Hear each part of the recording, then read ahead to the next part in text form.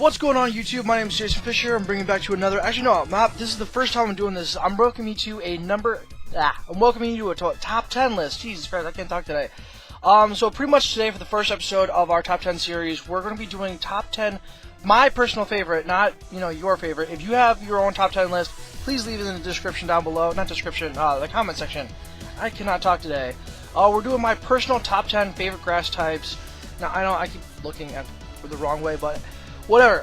Looking at the preview screen, making sure everything's all good. Let me fix that real quick. This is the first time I'm doing this.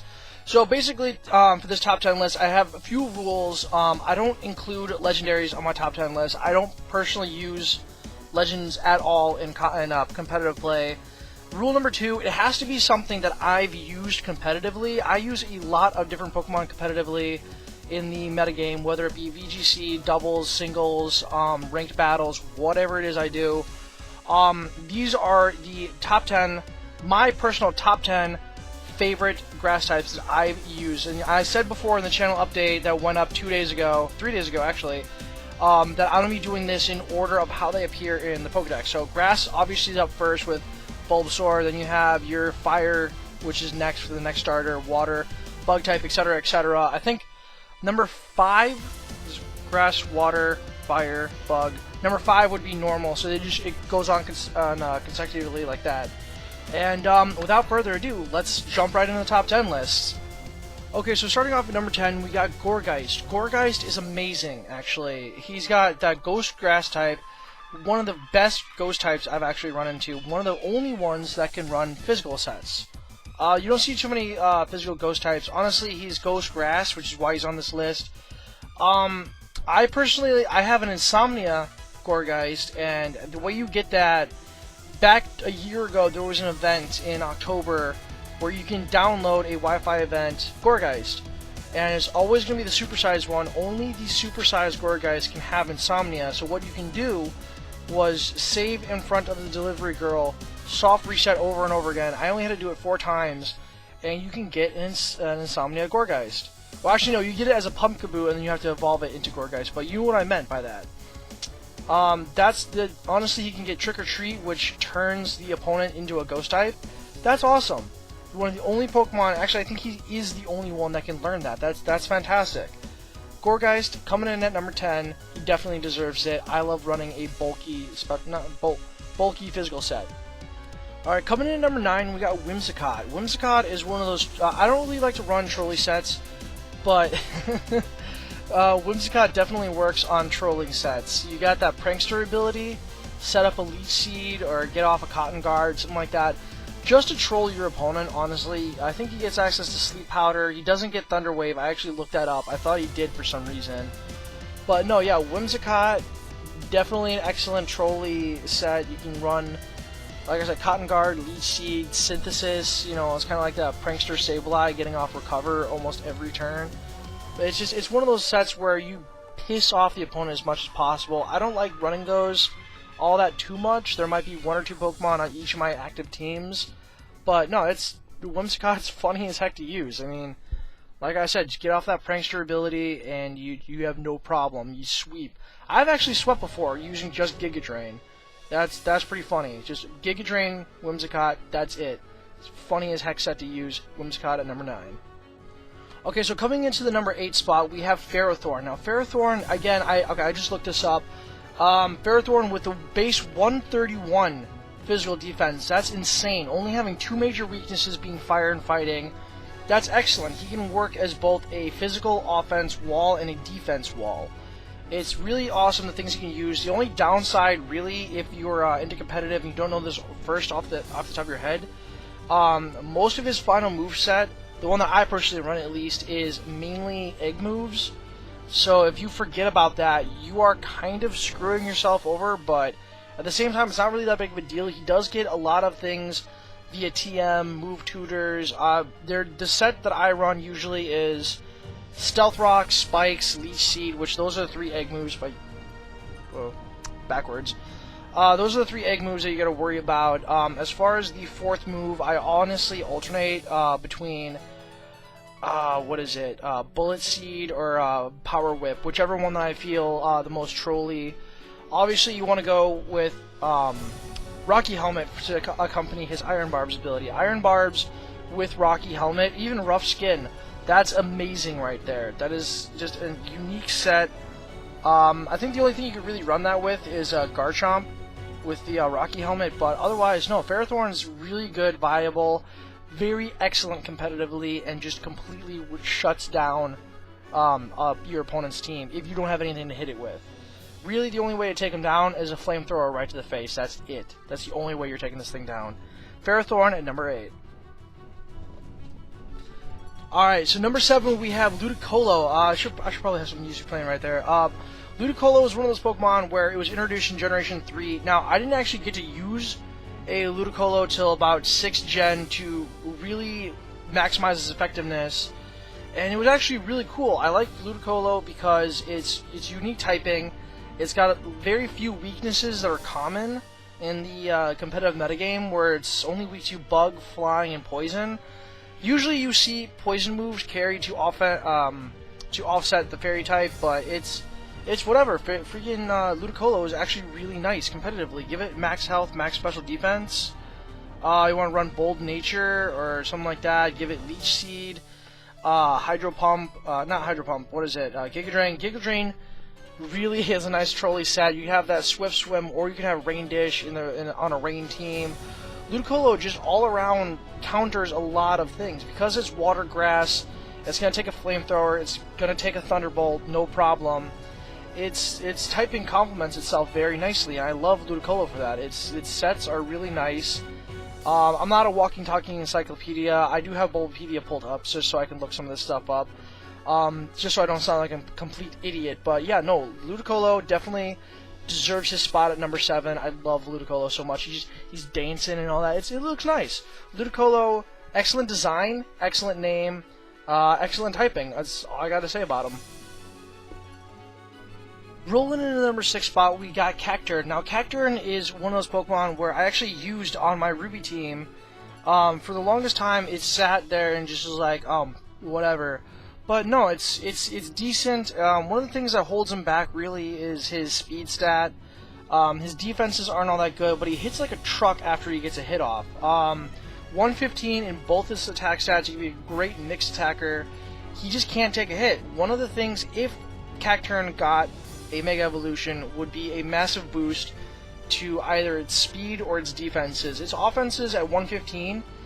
To put this in perspective, Flygon, the channel mascot, has 100 base attack. That's it.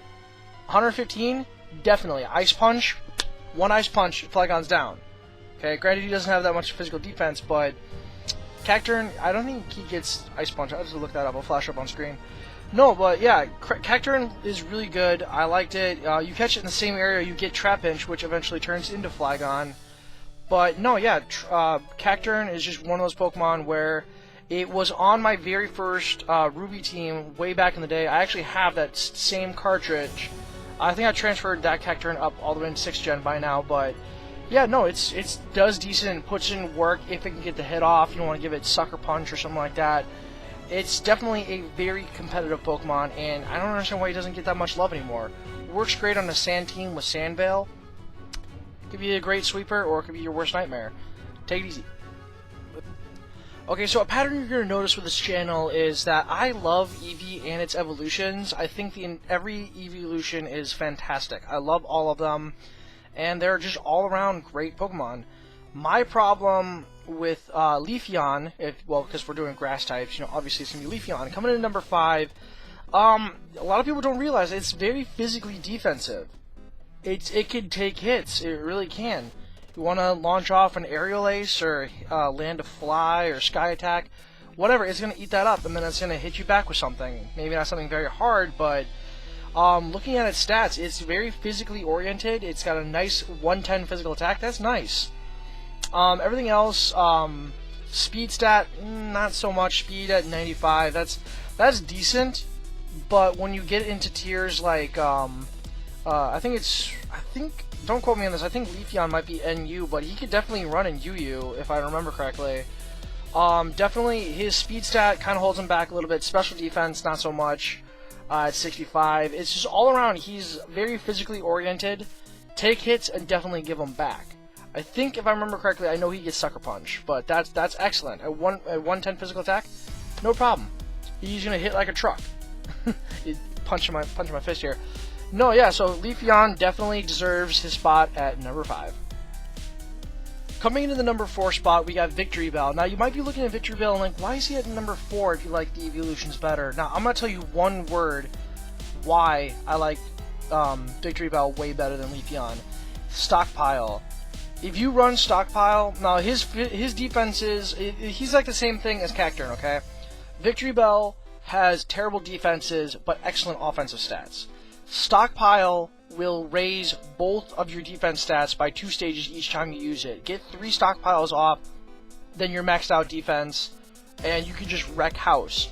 Victory Bell, if used right, which I don't understand why he's in still in NU, he has potentials to run for Ubers. I swear to God he can. But I don't know, people just overlook Victory Bell, and it's quite annoying. I think definitely Victory Bell has a chance to be in Ubers, but nobody uses him. You know, you want to run Weather Ball, Energy Ball, Sludge Bomb, stuff like that, Stockpile, get the Black Sludge or Leftovers, whatever you want to have. He just wrecks house. He really can. He totally sweep through an entire team. I've had that happen before, and I didn't know he gets Stockpile. So that's excellent. Bulked himself out and just continued to sweep. Chlorophyll, and what's the other ability that he gets aside from Chlorophyll? I feel like it's something painfully obvious. Gluttony. Okay, so that's not good, but definitely Chlorophyll. It works in the sun. You got Weather Ball. That's a fire type on a grass type. No other grass type can get. Oops. There's an ad playing in the background. No other grass type can get access to a fire move, except for Weather Ball and stuff like that. But that's exactly the set that I'm running. Victory Bell definitely has earned his spot at number 4. Something else you're going to notice about me is I have a huge soft spot in my heart for the starters, such as with Venusaur. Venusaur coming in at number 3. He is number 3 in the National Pokedex, which I actually just remember that right now when putting together this list. Honestly, I got one word why he's at number 3. Thick Fat. Mega Venusaur and Venusaur together on the same spot. Definitely Venusaur, you can bulk him out. Like I said, he can be a bulky offensive set. That's like the stereotype with grass types, is that they're always bulky and offensive at the same time. It's really their type combination that boils down to if they're going to be good or not. Like Grass Poison, not really the worst type, but it's also one of the better of the two. You won't see Amoonguss on this list. I don't understand why Amoonguss is on almost every VGC team. I don't understand it. It's like a less powerful version of Venusaur, in my opinion. I think with Thick Fat only being weak to Poison and Flying. Oh wait, not Poison, Flying. What is it?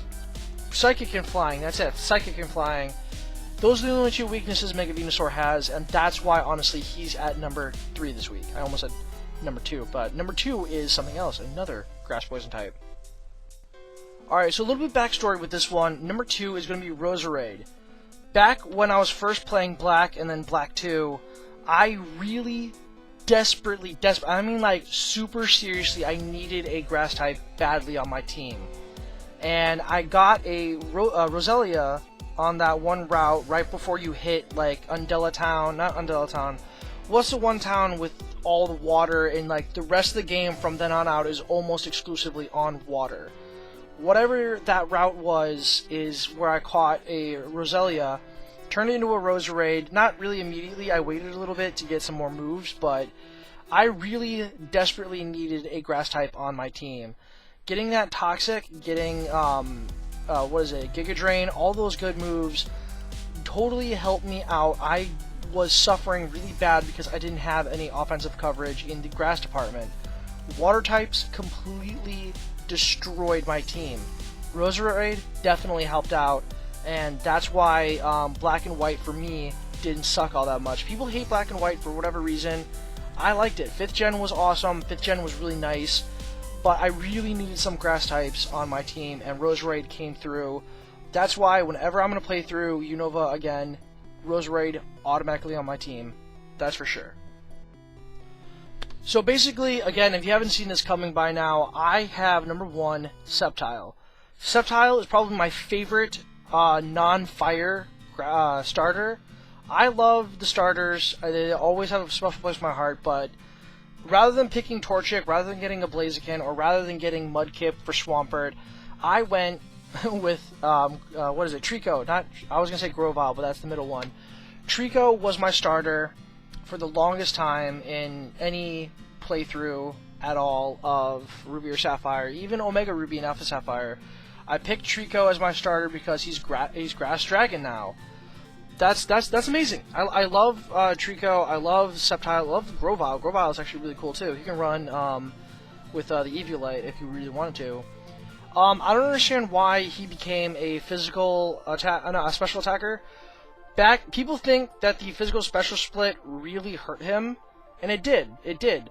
You had moves like Dragon Claw and Leaf Blade way back in the day. That was fine. He was able to take advantage of that full-heartedly. But unfortunately, Dragon Claw and Leaf Blade are now physical. I still run. Still messing with my hands. I still run physical Sceptile, Leaf Blade, Dragon Claw. Like I said, even X's are now. You want to get up a quick attack. Quick attack so you can get off the normal gem, get that unburdened boost. He's unstoppable at that point. You know, there's nothing that'll outspeed him unless you have some sort of priority that can hit hard enough. It's gonna destroy you. Physical Sceptile for the win. I love Sceptile. I want to make that a t-shirt now. I love Sceptile. You know me, YouTube. I've been Jason Fisher, and I'm going to see you guys in the next one. Later.